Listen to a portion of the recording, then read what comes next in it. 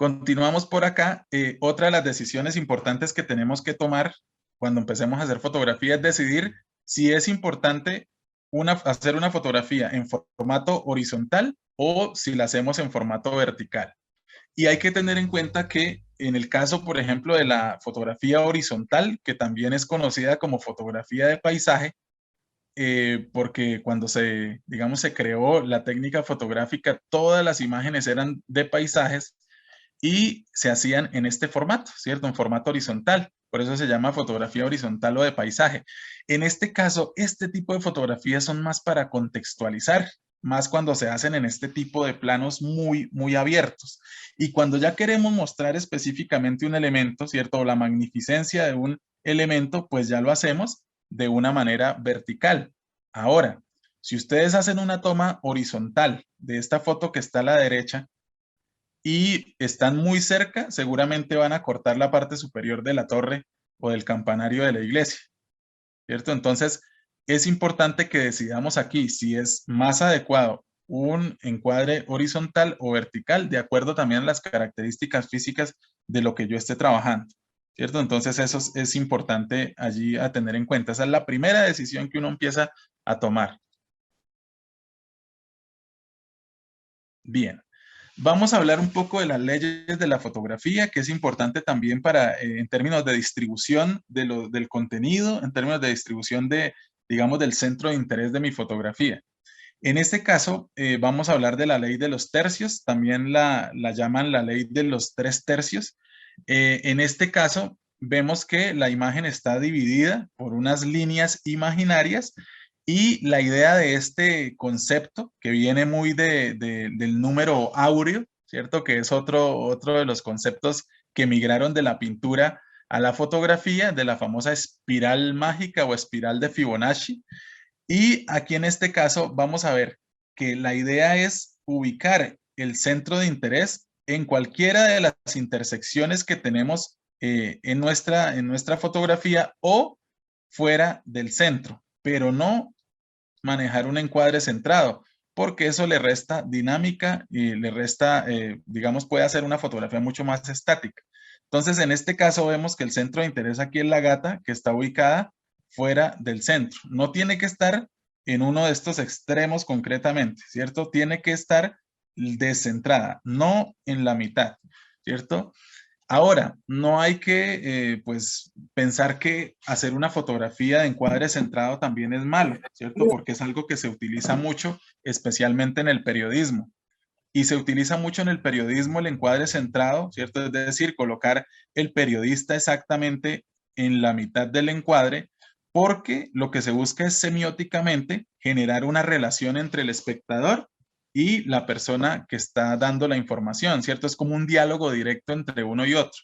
Entonces, por eso en el periodismo es habitual que se trabaje ese encuadre centrado, pero también cuando ya el personaje hace la introducción, seguramente se va a hacer un movimiento de paneo que implica que el personaje se justifique a uno de los costados implementando la ley de los 3/3, ¿cierto? O la ley de los tercios para mostrar un elemento en términos del contexto, que puede ser otro invitado, un invitado que esté por acá, o puede ser el contexto en el que está el periodista informando.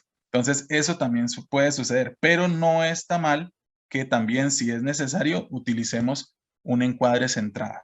De todas maneras, esta ley de los tercios nos sirve para la distribución del elemento principal, ¿cierto? Que en este caso es también aquí una gatica que tengo en la casa.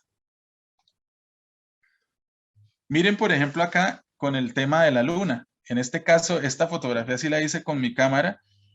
Aquí buscaba hacer una distribución de la luna en términos de la espacialidad. Aquí digamos que les voy a trazar las líneas para que veamos que la luna está fuera del centro. Y aquí en este caso damos la sensación de vacío, ¿cierto? Para mostrar que toda la atención está específicamente sobre ese elemento. Ahí está todo el peso visual, ¿cierto? Está todo el centro de interés de esa fotografía. En este caso tenemos dos ejemplos de fotografías hechas en modo vertical para que veamos también que la distribución en este caso se hace teniendo en cuenta que la imagen está fuera del centro, ¿cierto? En este caso está llenando todos estos tercios de la parte izquierda de la fotografía. Y en el caso de la derecha también vemos aquí, trazando la cuadrícula, que el elemento central, ¿cierto? O el que llamaba más la atención es este monumento que está por aquí en la ciudad de Bucaramanga, y ese era, digamos, el que llama la atención en principio y es desde donde parte la composición de esa fotografía. Ahora, muchas, muchas cámaras, muchos teléfonos, dispositivos móviles tienen la posibilidad de activar una red, ¿cierto? Una cuadrícula, que en muchas oportunidades vemos que hay muchos cuadritos, ¿cierto? Es una malla, incluso creo que en el menú se llama malla o se llama red, que me permite mejorar un poco en términos de, por ejemplo, que la fotografía no me vaya a quedar desencuadrada, que la fotografía no me vaya a quedar con lo que llamamos el horizonte caído, ¿cierto? Que entre otras cosas es un error muy frecuente, y el consejo que yo les puedo dar en ese sentido es que, por ejemplo, si ustedes van a hacer una fotografía en la que hay una calle inclinada, ¿cierto? Uno suele tratar de equiparar la parte inferior del encuadre con la calle. Y ese es un error porque nos va a quedar la fotografía con un horizonte caído.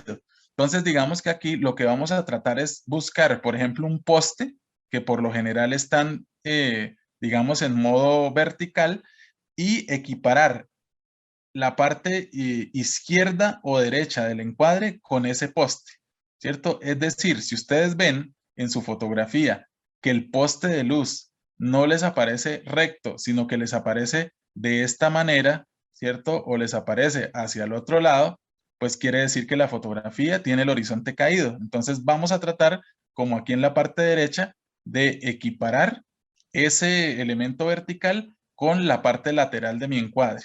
Y de esa forma vamos a equilibrar, vamos a lograr que la fotografía no tenga el horizonte caído.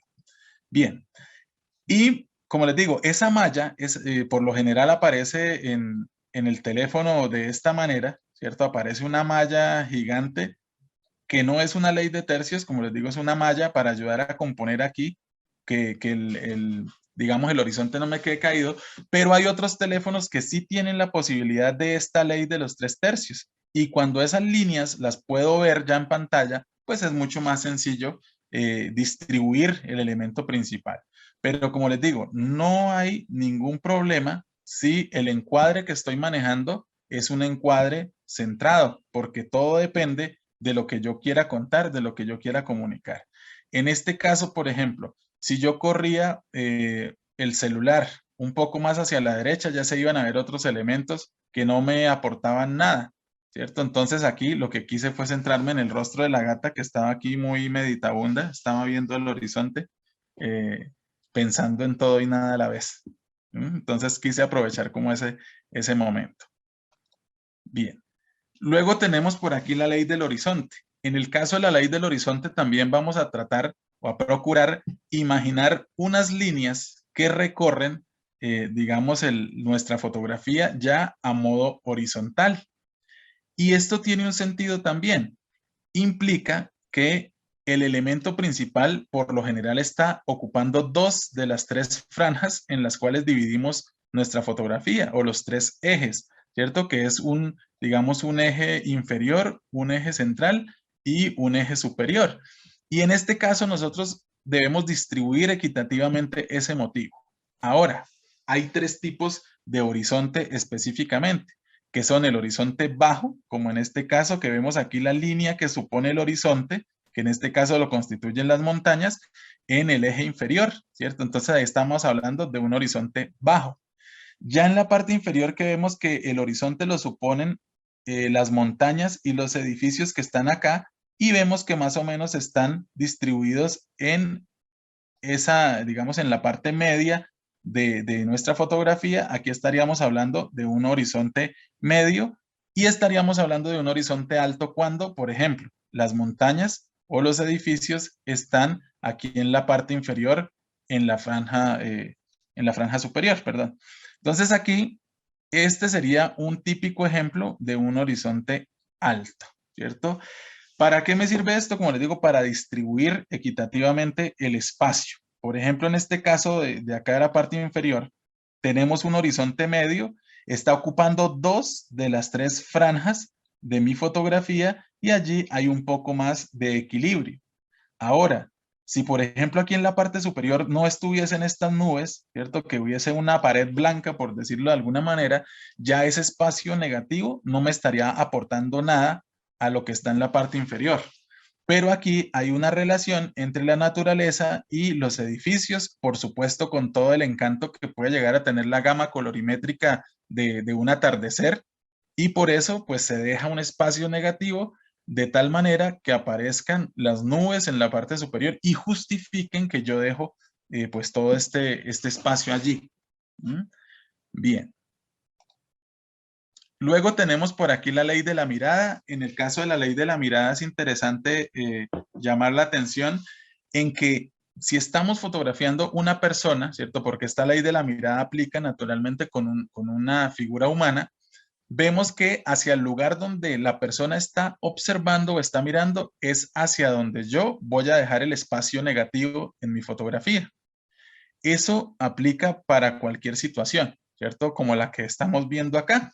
Una chica sentada y tenemos un espacio hacia la parte superior, ¿cierto? Que es hacia donde está observando la chica.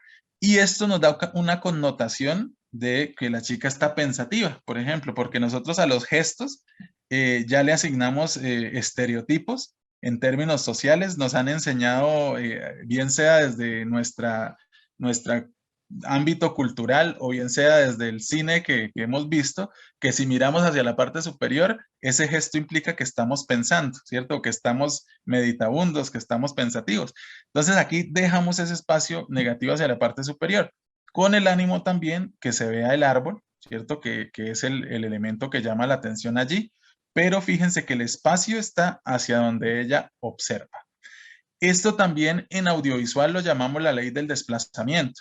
Y eso implica, por ejemplo, digamos que en nuestra historia audiovisual o nuestra historia fotográfica, porque también en las fotografías pueden llegar a contarnos historias, vemos que en el encuadre hay un personaje que observa hacia la parte derecha, ¿cierto? Y es allí donde está el espacio negativo en nuestra fotografía, para dar la intención o la impresión que este personaje en cualquier momento, si se desplaza, lo va a hacer hacia ese punto. Ahora, esto también permite que en algún momento haya un encuentro con un interlocutor, ¿cierto? Con una persona que esté interactuando y departiendo allí con él, pero fíjense que en términos audiovisuales también tiene un sentido muy especial. Y es que, por ejemplo, digamos que este personaje en la película va a ir hacia el trabajo. Entonces él va hacia allí. Si la producción de la película implica que él en la tarde, después de su día laboral, quiera regresar al trabajo, ubicamos al personaje en el otro lado del encuadre para dar la impresión al espectador que él no está yendo, sino que está regresando, ¿cierto? Y eso es algo que queda por allí como en el inconsciente y que uno después conecta y dice, ah, claro, aquí está volviendo. Y muchas veces uno no sabe por qué, y es porque semióticamente se le está diciendo al espectador que el personaje está regresando porque está yendo hacia el lado contrario del encuadre. Entonces, digamos que por eso es también muy trabajado en el audiovisual. Incluso cuando la persona va caminando, el camarógrafo va con él tratando siempre de conservar el espacio lo más posible hacia la